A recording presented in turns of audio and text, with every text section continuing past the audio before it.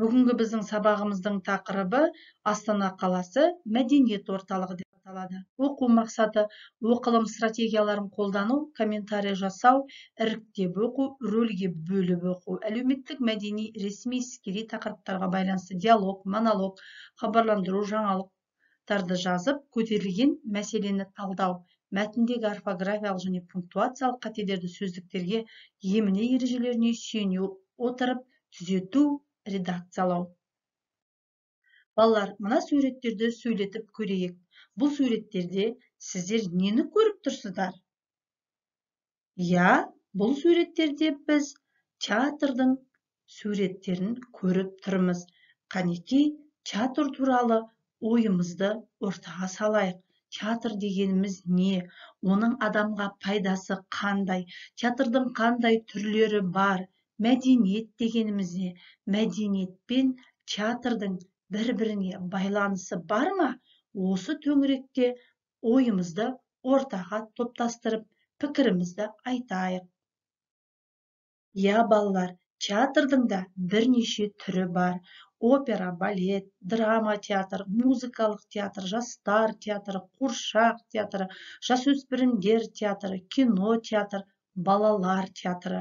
Біздің қаламызда да осы театрлардың бірнеше түрі орналасқан. Атап айтар болсақ, Қалибек Қуанышбаев атындағы музыкалық қазақ драма театры, Максим Горький атындағы орыс драма театры, жастар театры, жасөспірімдер театры және бірнеше кинотеатрлар ірі сауда орталықтарының ішінде орналасқан. Сіздер бұл театрларға ата-аналарыңызбен, достарыңызбен, мұғалімдеріңізбен барып жүрсіздер деп ойлаймын. Балалар, мен сіздерге қазір Астана опера театры туралы мәтін оқимын. Мұқият тыңдаңыздар. Есілдің сол жағалауында орналасқан Астана опера театры асқақ сән салтанатымен көз тартады. Ғимараттың жалпы ауданы 64 мың шаршы метр. Оның 3 мың шаршы метрін сахна аумағы алып жатыр. Астана опера өзінің көлемімен ғана емес, сонымен қатар әсем сәулетімен де таң қалдырады. Әлемдік сәулет өнерінің ең үздік классикалық дәстүрлері ескеріле салынған театр сәулетінде ұлттық нақыш айқын байқалады. Театр ғимараты палладиандық неоклассикалық сәулет стильдерінде салынған. Ғимаратта барлық спектакль мен концертті жазып алуға мүмкіндік туғызатын студиялық жабдықтау орналасқан. Театрдың жеке спутник станциясы бар. Едендегі паркет, қабырғалардағы шие ағашынан жасалған панель, кресло және айналардың барлығы акустикалық тұрғыдан ескеріліп орналасқан. Креслолардың еңкеу және бұрылу бұрыштары миландық Ла Скала театрының үлгісімен жасалған. Театрдың үлкен залы 1250 орынға есептелген, ал камералық зал 250 адамға арналған.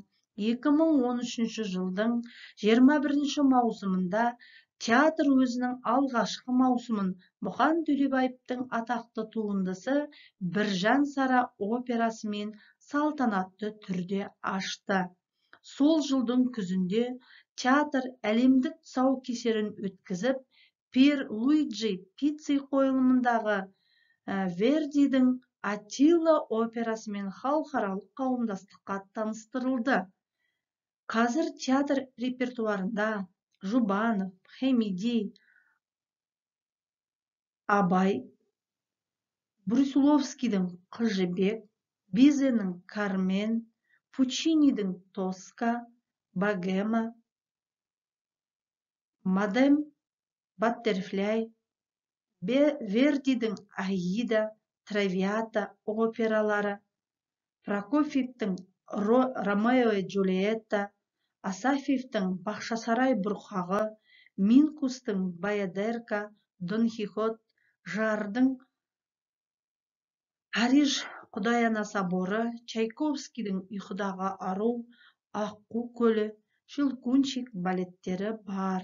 Театр репертуары жыл сайын ұлттық және әлемдік опера мен балеттің үздік туындыларымен толыға түсуде. Балалар, мәтінді мұқият тыңдасақ, енді осы мәтіндегі ақпараттардың қайсысын сіз бұрыннан білесіз? Сіздің білетініңізге қайсы қайшы келеді? Қосымша қандай мәлімет керек? Мына кестені толтырайық. Енді балалар, суреттегі іс-әрекетті әңгімеле, кәсіп түрлеріне сипаттама бер. Сіздер мына жерде 3 суретті көріп тұрсыздар. Осы сурет қандай кәсіп түрлеріне келеді? Кестені толтырайық. Неологизмдер, термин сөздер, диалект сөздер, кәсіби сөздер бұл біздің осы тақырыптағы грамматикалық тақырыптарымыз болатын. Ендеше өткен сабақтағы айтылған неологизмдер, термин сөздер, диалект сөздер, кәсіби сөздер туралы ережелерді еске түсіріп, мысалдармен дәлелдейік. Балалар, бүгінгі сабағымызды 4 сөйлем әдісімен қорытындылайық. Оқыған мәтін бойынша өз пікіріңді бір сөйлеммен жаз, өз пікіріңді бір сөйлеммен дәлелде, пікіріңді өмірмен байланыстырып бір мысал келтір, тақырып бойынша қорытынды жаз. Тыңдағандарыңызға рахмет. Зейіндеріңіз ашылсын, сіздерге қайырлы білім болсын. Пікірлеріңізді комментарийға жазып қалдыруға болады. Сау болыңыздар.